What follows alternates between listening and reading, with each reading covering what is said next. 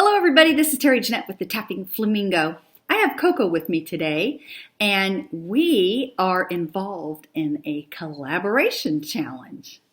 Before we explain exactly what that is, I wanted to show you her little outfit. I am actually taking a course, a free course from my sister over at Peacecraft Dolls on how to sew doll clothes. And I made this little outfit for Coco. We have a little puppy dog, Christmas puppy dog skirt. And I made this little ornament. You probably recognize this if any of you get bargain bead box. But this was just a little tassel that I had gotten last year. And I beaded it up and made a little hang for her pole. Made her one of my surfer style waterproof bracelets. And then these little earrings actually are buttons that came from my Jessie James Ambassador kit from November. They're from their sister shop called Dress It Up Buttons. And these particular buttons were from 'Tis the Season, I believe. But they made really cute earrings. Do you know you could use little ornaments and make earrings out of them? Now for the collaboration challenge, which is actually between Peacecraft Dolls, which is my sister, and Dolls Rescued. Those two have been at it for several months now, doing different styles with their dolls. But they also invite anybody who wants to participate. And this month, we're doing Cindy Lou Who. I love Cindy Lou Who. I actually have a 2-year-old granddaughter that looks just like her. Anyway, I was really excited about doing this, but I knew I needed to sew something, and I am not a sewer, not at all.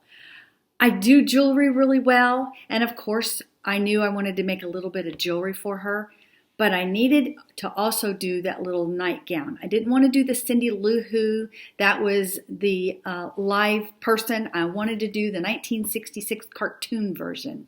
So I dug around in my stash to see if I had any pink fabric. I knew I wanted to kind of make that nightgown that Cindy Lou Who wears in the 1966 version of The Grinch.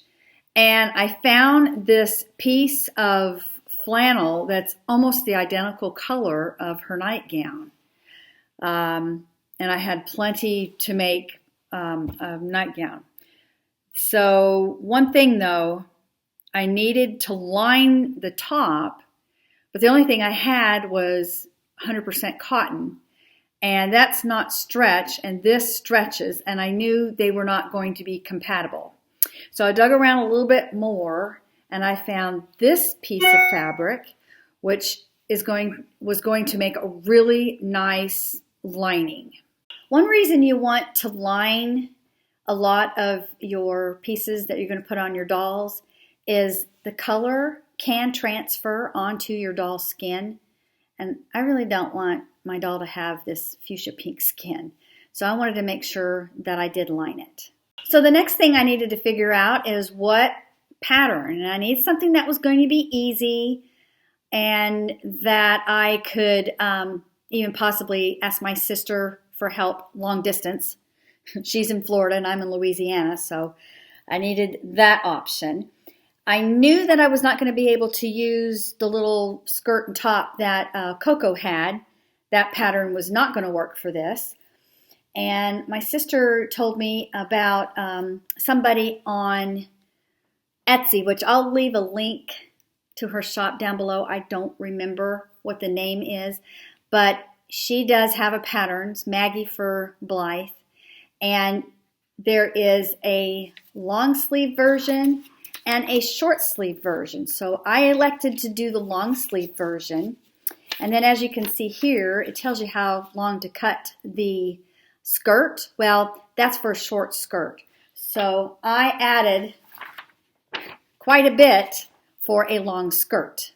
The next thing I needed to come up with was a big red ball ornament.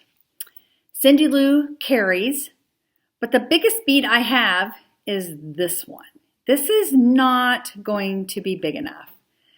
And I dug around and I don't like that. It's little bitty, even for the Blythe doll.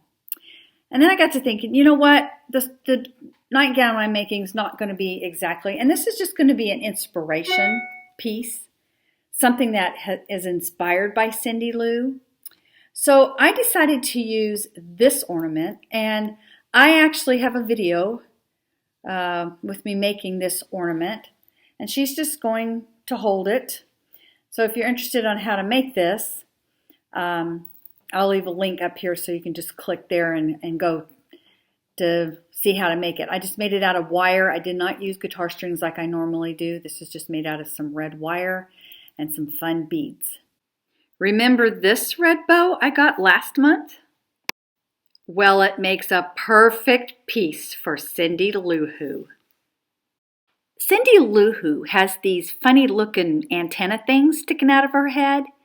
And so I just took some pipe cleaners, made a headband, made some little squiggles out of some of the black pipe cleaners, wrapped around her ponytails. I think they came out pretty cute. What do you think?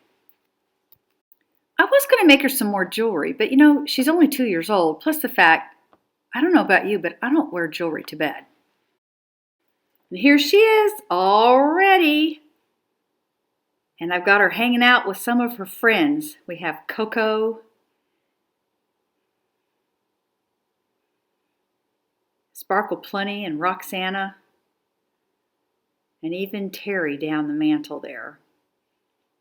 I've got all my dolls dressed up in their festive Christmas attire, hanging out with all my snowmen on my fireplace mantle.